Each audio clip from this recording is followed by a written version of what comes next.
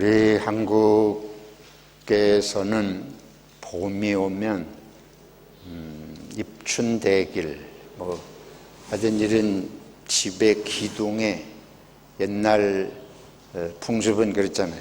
집의 기둥에 뭘 이렇게 써붙여요, 한자로. 그런 것들이 전부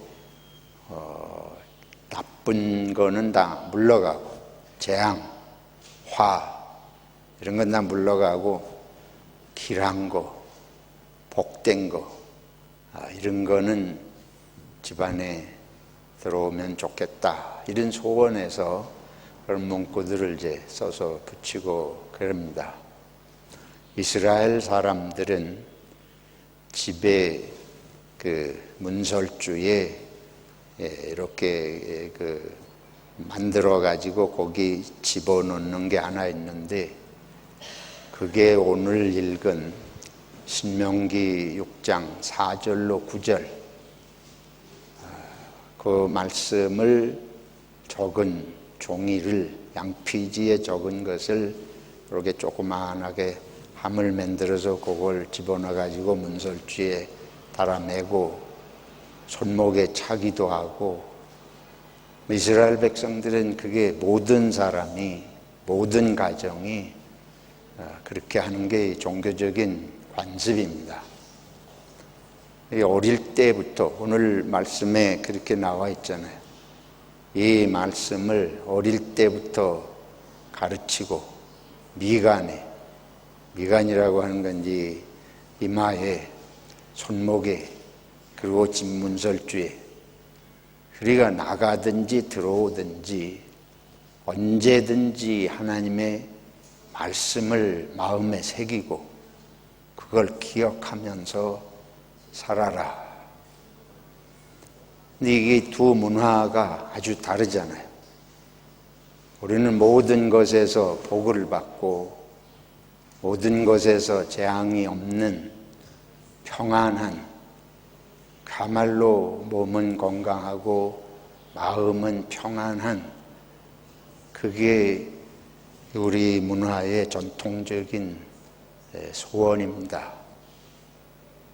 그때 이스라엘 백성들은 나면서부터 죽을 때까지 몸이고 집안이고 어디고 이 성경 말씀을 기록해서 그걸 마음에 새기고 실천하려고 하는 것이 이스라엘 사람들의 삶이에요. 그래서 문설주에다가 그 성경 구절을 적어가지고 달아매서 나중에는 그것이 하나의 그 미신처럼, 한국으로 말하면 무슨 부적처럼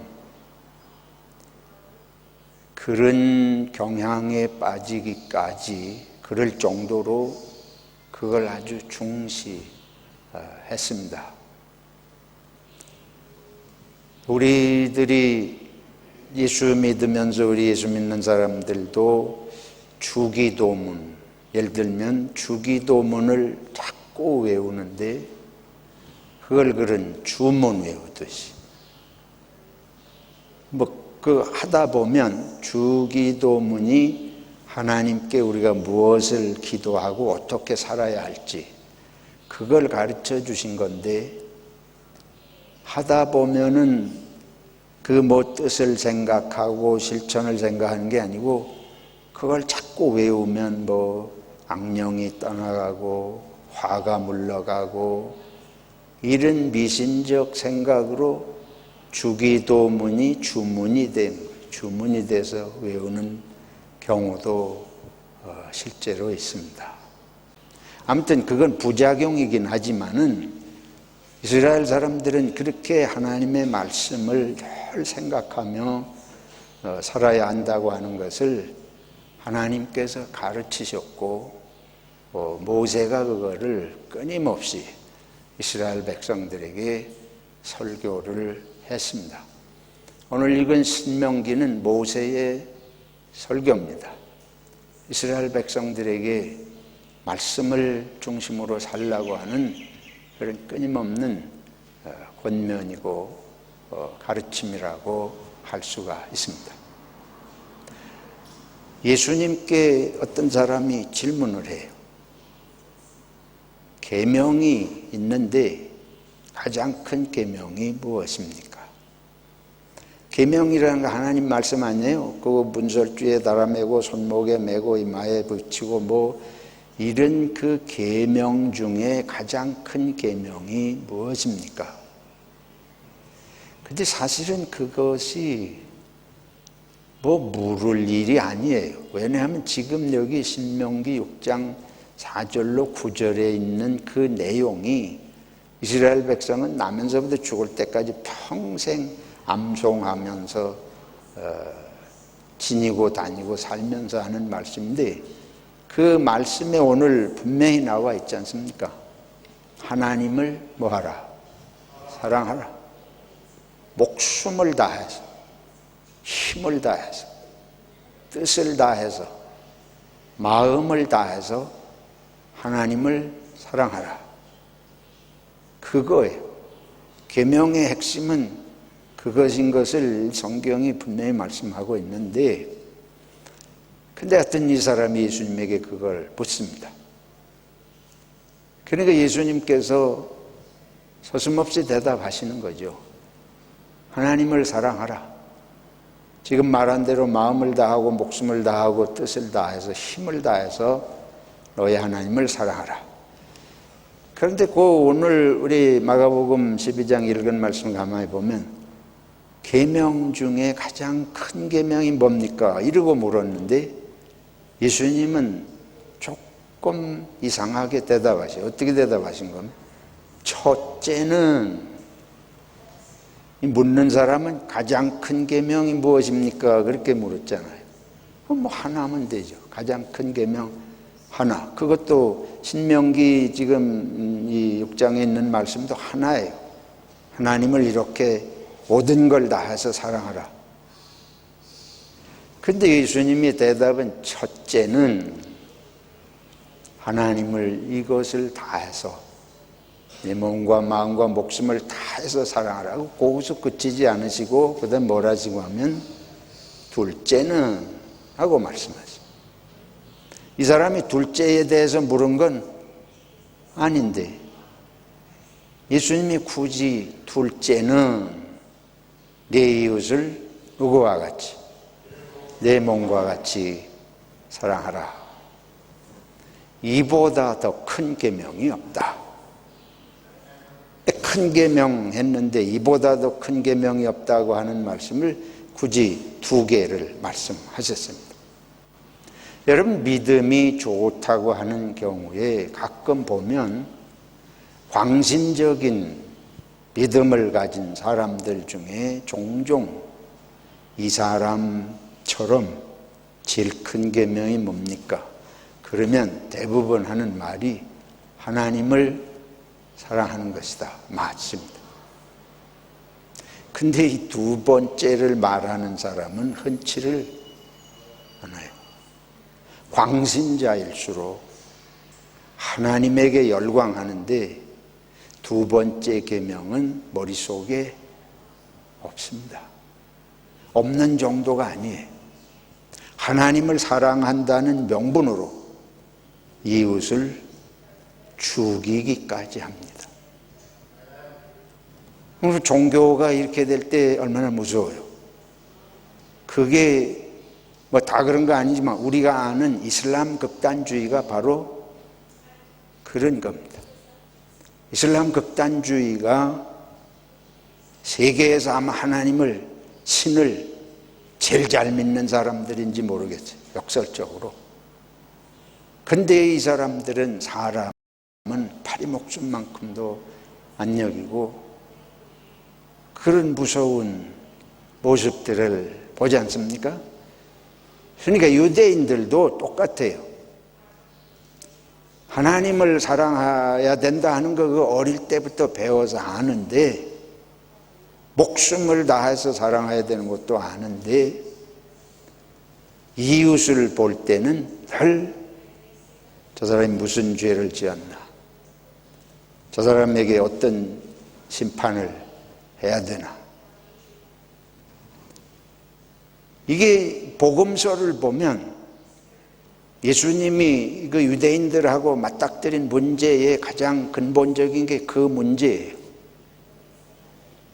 바리새인들을 비롯해서 유대 종교 지도자들과 유대 사회가 예수님하고 이렇게 항상 대결적인 문제에 부딪히는 건 바로 그겁니다. 이스라엘 사람들이 하나님을 믿고 사랑하는 것은 아주 세계적인 사람들이, 그거 모르는 사람 하나도 없습니다.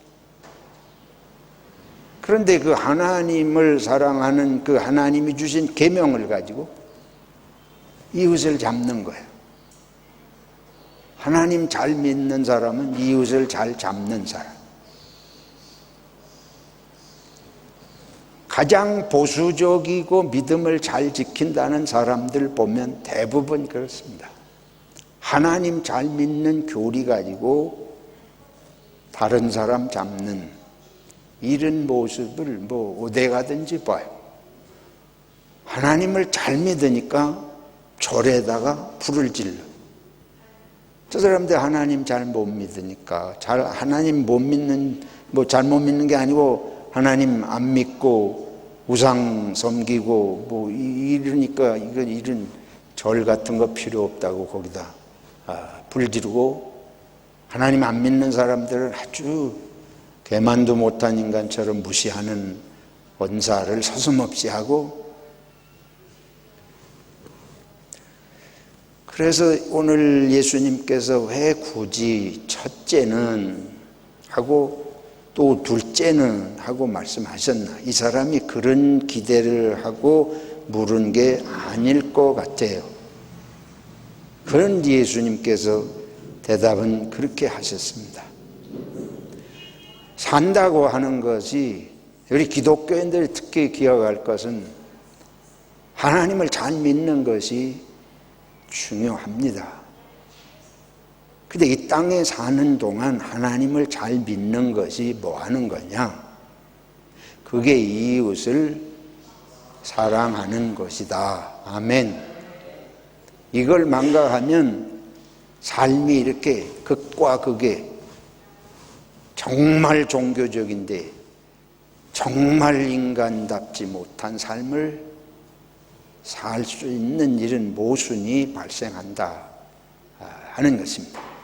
저 사람이 밤을 새서 철야하고 기도하는데 보면 가까이 하지 못할 인간 같은, 저밖에 모르는 아주 이기주의적인 이런 모습을 동시에 지닐 수 있는 문제가 발생을 해요.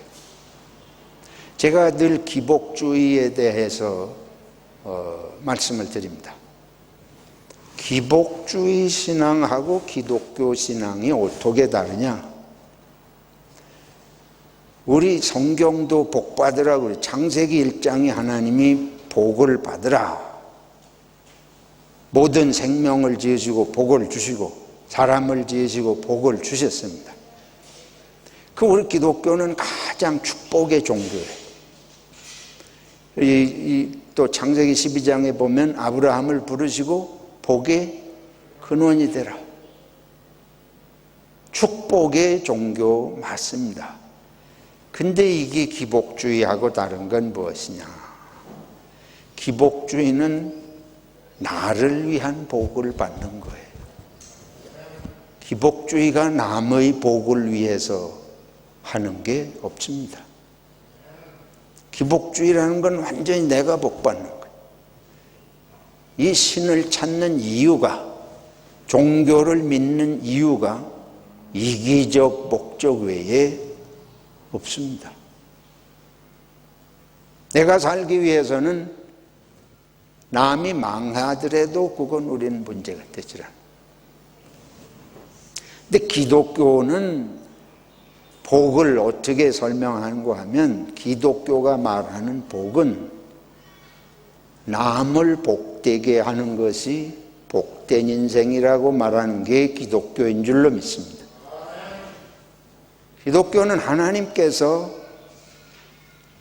왜 생명들을 지으시고 복을 주시면서, 그 복이라는 게 뭐냐면 생육하고 번성하라, 잘 되라는 거예요. 잘 되라.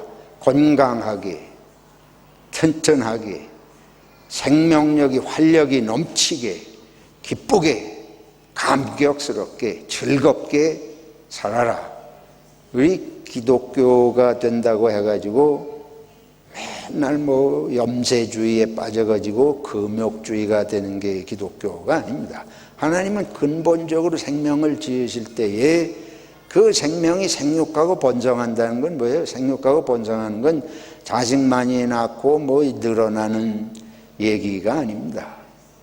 물론 그런 뜻이 거기 있지만은 몸은 건강하고 마음은 기쁘고 즐겁고 행복하게 살라고 지으신 줄로 믿습니다.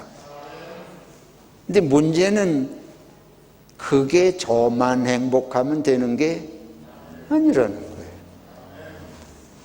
내가 건강하고 기쁨이, 감격이 넘치는 삶처럼 다른 사람도 그렇게 살도록 그게 생명을 여럿을 지으신 목적입니다.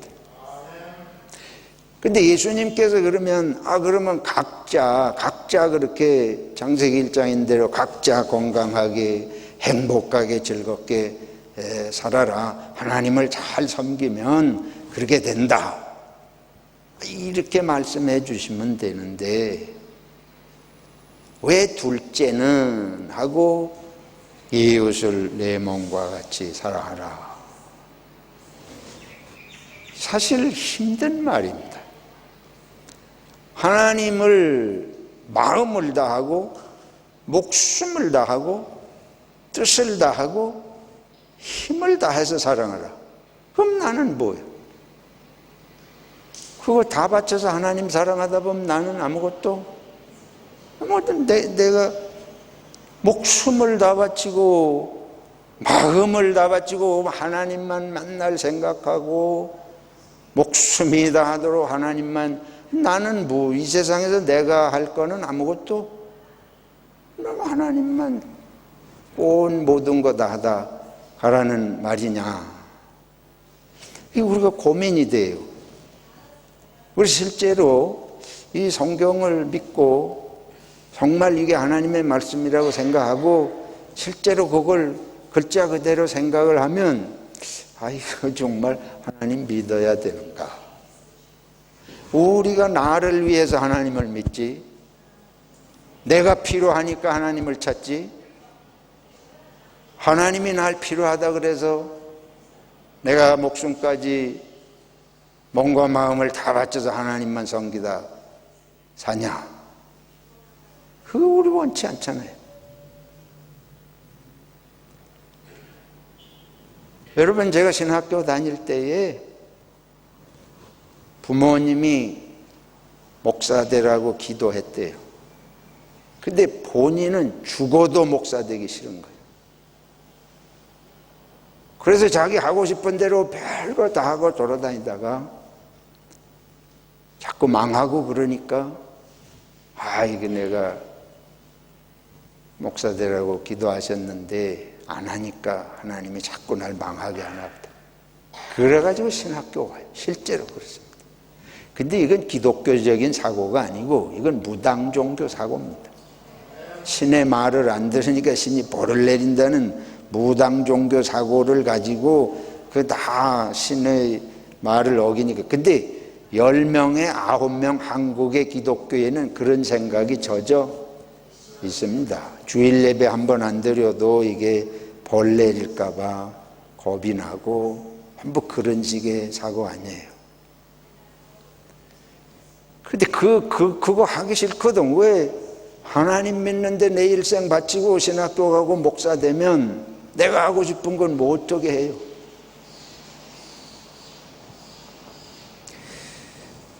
목사 되기도 싫은데 이렇게 목숨까지 다 바치면서 하라. 그거 재미없습니다. 재미없는 정도가 아니고 그렇게까지 내가 필요해서 신을 찾는 거지. 내 소원을 안 들어주는 신, 그런 건 신이 없는 거예요. 내가 그 신에게 매달릴 이유가 없어요.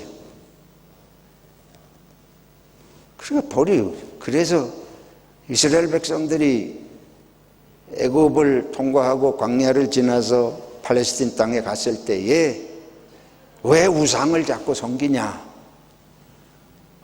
여호와 하나님 믿으니까 자꾸 계명을 지키라고, 자꾸 계명 지키라고. 도둑질하지 말라, 간음하지 말라, 살인하지 말라, 거짓말하지 말라. 아주 귀찮아요. 그런 거 다 하고 살다 인생이 재미가 없어. 우리가 전도하다가 보면은 교회 갑시다 그러면 나 담배 펴서 안 됩니다. 담배 끊는 것조차 원치를 않는 것입니다. 거기다가 예수님께서 하나 더 붙이셔가지고 지금 내 이웃을 누구처럼? 내 몸처럼 살아라. 이웃을 위해서 살아야 될 의미가 뭐예요? 짧은 인생을 왜 그렇게 살아요? 지 인생 지가 살다 가면 되지. 내가 뭐 때문에. 그리고 이 세상에서 정말 그런다 그래보면 내가 정말 이웃을 내 몸처럼 사랑한다 그 말이 이게 똑같은 말이에요. 목숨을 다하고 마음을 다하고 뜻을 다해서 하나님 사랑하는 거하고 사실은 똑같은 말이에요. 내 몸처럼. 자기 몸을 위해서, 자기를 위해서 우리가 목숨을 걸고 살지 않아요? 예를 들어서 돈을 벌어요. 누구를 위해서 법니까? 나를 위해서 벌죠. 밤을 새고 공부를 해요. 누구를 위해서? 나를 위해서. 밤새고 일을 해요. 내가 살기 위해서. 모든 것이 나를 위한 것이고 내가 살기 위한 것. 눈 뜰 때부터 눈 감을 때까지, 날 때부터 죽을 때까지 우리는 나를 위해서 살지. 근데 내가 없이 남을 위해서 어떻게 그렇게 살 수 있겠습니까? 거짓말을 왜 해요? 나를 위해서 하잖아요. 왜 거짓말을 하냐? 내가 살기 위해서, 내 체면 깎이기 싫어서. 모든 이런 도둑질도 내가 살기 위해서. 근데 그런 나쁜 것만 아니에요. 좋은 거로 보이는 별 죄가 아닌 것 같을지라도 열심히 하는 모든 것이 100% 나를 위한 것이지요, 사실은. 그런데 왜 예수님께서 바보신가? 되지도 않는 말씀을 왜 하시는가? 누가 그 말에 귀를 기울인다고? 그리고 실제로 그렇게 사는 사람이 있기를 바라서 하시는 말씀인가? 아니 실제로 그렇게 산다고 결심하면 어떻게 살라는 말이냐? 답이 없지 않습니까? 그래서 사실 쉬운 말이 아닙니다. 우리 기독교인들이 사랑이 기독교의 중요한 가장 핵심이다. 그런데 실제로 사랑이라는 게 뭐예요? 하나님을 사랑한다는 것도 어떻게 하는 거예요? 지금 드린 말씀들을 정리를 해봅시다. 인간은 눈 뜨면서 감을 때까지 나밖에 모르는 것입니다. 그래서 생육하고 번성하지를 못해요. 이 세상의 모든 존재가 본래 하나님이 지으신 대로 당신이 생육하고 번성하고 당신이 잘 되는 걸 위해서 서로 다 같이 그렇게 살면 정말 세상이 행복할 줄로 믿습니다. 대답이 괜찮으신 거 보니까 마음이 지금 좀 혼란스러우신 것 같아요. 사랑하면 뭐든지 할 수 있습니다. 사랑하는, 정말 사랑하는 사람을 위해서는 뭐든지 할 수 있잖아요. 거꾸로 생각해 보죠. 내가 정말 누구로부터 사랑받으면 그 사람이 나를 위해서 뭐든지 하는 사람일 거 아니에요. 그렇지 않습니까? 그러면 세상이 다 그렇게, 정말 세상이 다 서로 사랑하고 살면 그거야말로 완전히 천국 아니에요? 그것이 모든 사람이 가장 행복하고 가장 즐거운 세상일 것이 틀림없습니다. 그러게 사랑이 핵심이죠. 정말 사랑이 이루어지면 그보다 더 아름다운 세상은 없을 거예요. 그보다 더 행복한 세상은 없습니다. 근데 우리들이 죽어도 그렇게 안 되는 거예요. 그리고 우리가 이 하나님을 목숨을 다해서 이웃을 내 몸과 같이 사랑하라, 이 말씀에 예수님께서 가장 기본적으로 주신 말씀은 이 내 머릿속을 홀랑 뒤집으라는 말씀입니다. 저와 여러분은 평생 내 머리에 속임을 당하고 삽니다. 제정신 가지고 사는 사람은 한 사람도 없습니다. 제정신이 뭐예요? 지금 말씀드린 대로 사랑하는 것이 삶에서 가장 중요하다. 그러면 그게 제정신이에요. 다 그렇게 살면 이 세상이 가장 살고 싶은, 살 가치가 있는, 삶의 의미가 있는 세상이 되는 줄로 믿습니다. 여러분, 서로 정말 사랑하는 거 외에 뭐가 필요해요? 한번 좀 아시면 얘기를 해줘 보세요. 사랑하고 사는 거 외에 인생에 중요한 의미가 있다. 인생이 사랑만 하다 갑니까? 인생이라는 게 그런 거예요. 인생에 의미가 있죠. 인생에 목적이 있죠. 인생이 중요하지요. 사랑 노릇만 하다 가는 게 인생입니까? 그 뭐예요? 얘기를 해보세요. 여러분이 남기고 싶은 게 뭐 있습니까? 이 세상에 정말 의미 있는 거 남기고 싶은 게 뭐가 있습니까? 제가 늘 말씀드리는 대로 기독교인들이 조금 그래도 세련되다 그러면 선한 영향력을 미치다. 선한 영향력을 미치는 뭐예요? 무엇을 해야 선한 영향력입니까? 자기가 하는 말도 모르면서 그냥 좋은 말을 갖다 막 붙이잖아요. 근데 실제로 선한 영향력이 뭐예요? 여러분이 뭘 하고 사시다 가셔야 세상에 선한 영향력을 미칩니까? 할렐루야. 사랑 외에 더 의미 있는 일은 없습니다. 그러니까 목숨을 다하고 마음을 다하고 모든 거 다 쏟아서 이거 외에 다른 게 없다는 말씀이 그렇잖아요. 이거 외에 다른 게 있는데 거기다 목숨 바치라고 하나님 섬기는 데다 다 바치고 나면 인생에 오면 남은 건 하나도 없는데 만약에 다른 것 더 중요한 의미가 있다 그러면 이건 말이 틀린 거잖아요. 예수님 사는 게 그것만 하다 가는 겁니까? 하나님 우리 지으신 목적이 하나님만 사랑하다가 가라고 지으신 거예요? 인생에 뭔가 의미가 있을 거 아닙니까? 그러면 물어보세요. 옛날에 저쪽에 아리스토텔레스, 플라톤, 공자, 맹자 다 뒤져가지고 그분들이 그래도 세계적인 위대한 사람들이라고 하는데 그들이 남긴 인생의 의미가 뭔가?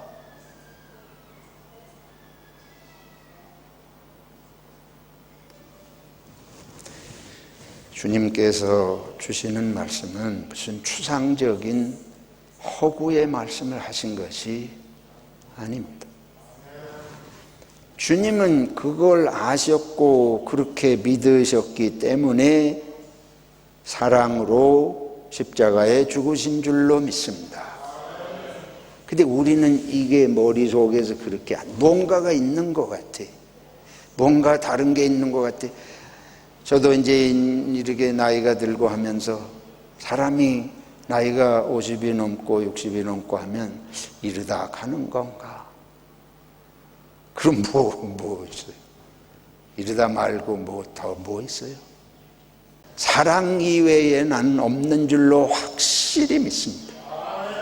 그래서 큰 계명이라는 게 인생을 사는 보따리는 따로 있고 죽으면 천국에 가야 되니까 계명을 좀 지켜놔야지. 보험, 생명보험, 영생보험 드는 보따리 하나 들어놔야 돼. 그거 계명 지키는 거. 그리고 여기 내 삶의 의미는 따로 있고. 그래서 종교 생활을 그렇게 부수적으로 하는 거예요. 그러니까 이 성경 말씀이 그냥 부수적인 거예요. 이거는 실제 무슨 처세술 책만도 인기가 없어요. 이건 부담만 되는 거지.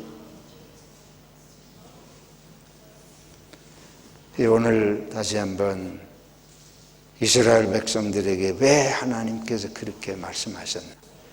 예수님께서 정말 첫째는, 둘째는 하면서 이웃 사랑을 그렇게 말씀하셨는가? 우리가 이제 조금 구체적으로 그러면 실제 사랑하면 어떻게 살아야 되나? 사랑을 방해하는 게 뭔가? 도대체 내가 사랑하는 삶을 사는데 방해하는 게 뭔가? 그거 뭐 근본적으로 아주 딱 하나예요. 모든 걸 나를 위해서 하는 거예요. 모든 걸 나를 위해서 하는 거예요. 근데 이게 나를 위해서 돈 벌어요. 나를 위해서 공부해요. 나를 위해서 일해요. 사랑을 회복하려면 그걸 중지하는 법을 배워야 됩니다. 그 중지하는 법이라는 게 구체적으로 뭐냐? 사람을 이용할 생각이 머릿속에 꽉 들어차 있어요. 우리는 사장이 됐다, 뭐 우리 가게에 종업원을 쓴다, 그러면 그 사람은 사람이 아니고 일꾼이에요. 일꾼. 일하는 사람. 그 사람이 일해서 내가 돈 벌어. 그 사람이 일꾼이요. 그 사람이 일을 안 하면 내가 돈을 못 벌어. 그 사람을 사람으로 보면 일을 잘할 수도 있고 못할 수도 있고 그게 신경질 날 리가 없잖아요. 근데 그 사람이 일의 사람이 아니고 일하는 사람이고 일은 내 돈벌이하고 관련이 있고 돈을 벌어야 내가 살고 내가 원하는 거 하고 마지막 종착지는 나요. 나의 욕심이에요. 그러니까 사람이 일하고 일 잘하고 못하는 게 왜 신경질 나고 문제가 되고 들볶냐?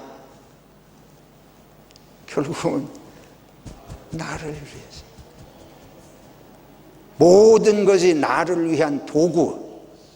그래서 이걸 도구적 가치라 그래요. 모든 게 도구예요. 하나님도 도구예요. 사람도 도구. 모든 게 도구. 누구를 위한 도구냐?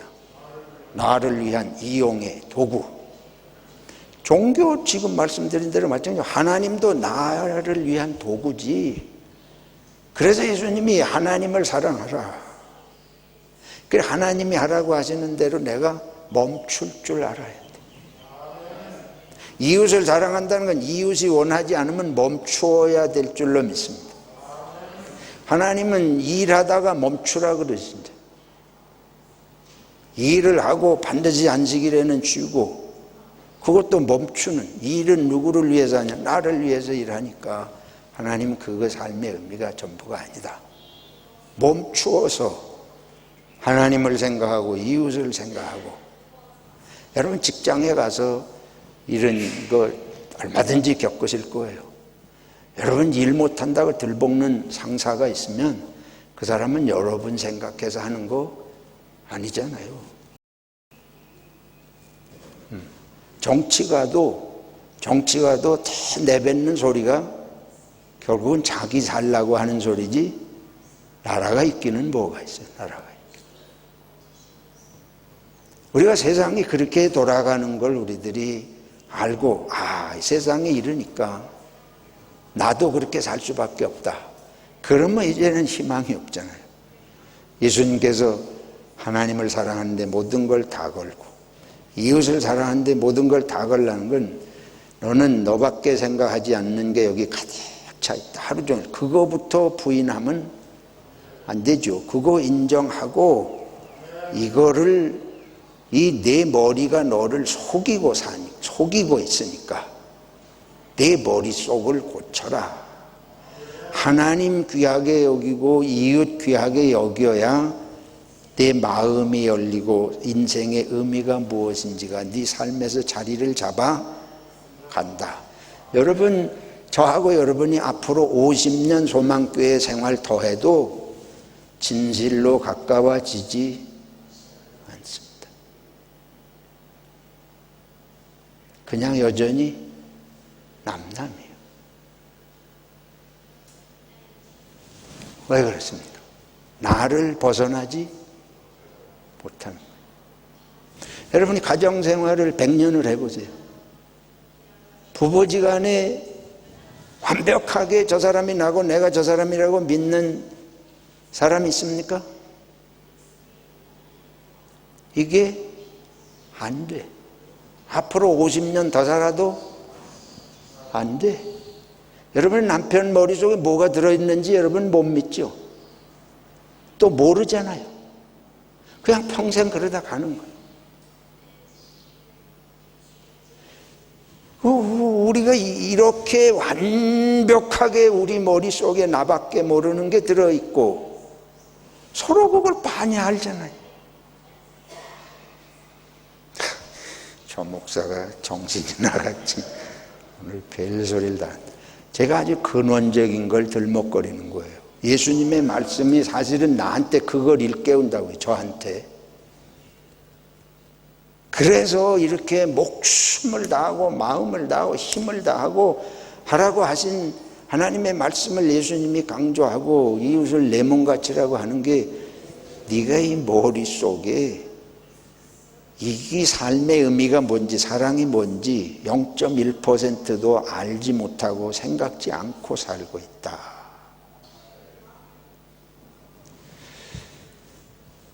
다시 한번 결심하는 수밖에 없습니다. 뭘 결심하냐? 이 머릿속에 사랑 외에 답이 없다. 사랑 외에 목적이 자꾸 환상을 가지. 인생의 목적이 뭐가 있는 것 같이 착각을 해. 네 머리가 속이는 거야. 내가 나에게 속고 산다는 걸 제가 강조하기 위해서 말씀드리는 거예요. 여러분이 여러분을 가장 위하는 것처럼 내 생각대로 사는 게 가장 지혜로운 것 같이 생각하고 사시는데 그렇지 않습니다. 뭐가 그렇지 않느냐? 여러분은 내가 나를 위해서 사는 게 가장 나를 위해 사는 거라고 하는 이게 속고 있는 거예요. 골프짐에서 손으로 공 치는 것처럼 속고 있는 것처럼 내가 나를 보호하고 변명하고 나를 위해서 먹고 살고 하는 것이 가장 나를 위한 것이라는 철저한 속임수를 평생 속고 살고 있습니다. 근데 이제 죽을 때가 되면 이게 조금 깨달아지는 것 같아요. 왜? 손에 놓을 게 쥘 게 아무것도 없어. 평생 내 거 만들려고 했는데 그때가 되면 내 것이 하나도 없네. 근데 그때가 되면 내가 베푼 사람만 감사하는 것밖에 남은 게 없습니다. 죽을 때 되면 내가 나 위해서 한 건 아무것도 남은 거 없고 내가 누군가를 위해서 희생하고 헌신한 거 그거 받은 사람이 감사하는 마음 외에 내 장례식장에 남을 건 아무것도 돌아오는 거 아무것도 없습니다. 명심하시기 바랍니다. 예수님의 말씀은 진리의 말씀입니다. 내가 나를 속이는 걸 생각하고 정신 차리자. 사랑만이 진실이다. 희생하고 사는 것만이 모두가 살고 다른 사람 살리다 나는 결국 희생하는 거 아니면 안 그렇습니다. 다른 사람 살린 것만이 내가 산 삶의 의미다. 영생은 그런 세계인 줄로 믿습니다.